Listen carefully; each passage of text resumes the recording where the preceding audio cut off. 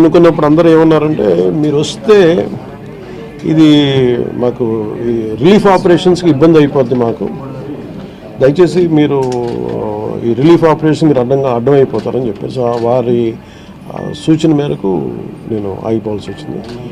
ఇప్పుడు కూడా ఒకసారి వాళ్ళ నిర్ణయం తీసుకొని వాళ్ళు టేక్ ఎక్కాలి, వెళ్తే అది సహాయపడాలి. కానీ మళ్ళీ ఇంకొక కేయాటిక్ మీకు తెలుసు కదా, అందుకని దాన్ని దృష్టిలో పెట్టుకుని కొంచెం ఆలోచిస్తా చట్టపాయిస్తున్నాను. అంతే విషయం లేదు, కొంచెం ఇబ్బంది లేదంటే ముందు మెయిన్ అధికారులు పాపం గత 72 గంటల నుంచి వాళ్ళు నలిగిపోతాను నిద్రాహారాలు లేకుండా. సో వాళ్ళని దృష్టిలో పెట్టుకొని మళ్ళీ నేను వెళ్ళి సహాయపడాలి, కానీ మళ్ళీ అది అదనపు బరువు అయితే మళ్ళీ ఆ రెస్క్యూ ఆపరేషన్స్ ఇబ్బంది కలగకూడదని చెప్పి నేను దాన్ని దృష్టిలో పెట్టుకొని నేను స్వయంగా నేను పర్యవేక్షిస్తున్నాను.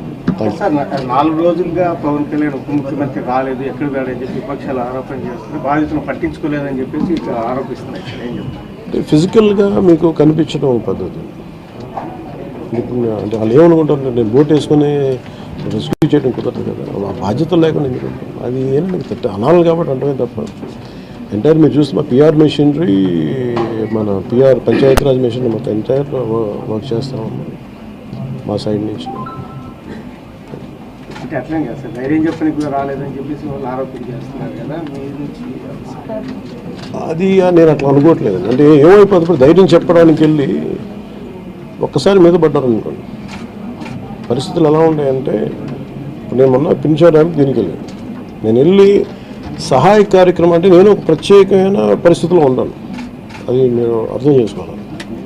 ఇప్పుడు నేను వెళ్ళి కూర్చుంటే వెళ్ళిపోదని రెస్క్యూ ఆపరేషన్స్కి ఇబ్బంది కలగకూడదన్నది ఒకటే నన్ను, ఆ సూచన ఒకటి నన్ను ఆపినాను, అంతమించి వేరే అవ్వలేదు.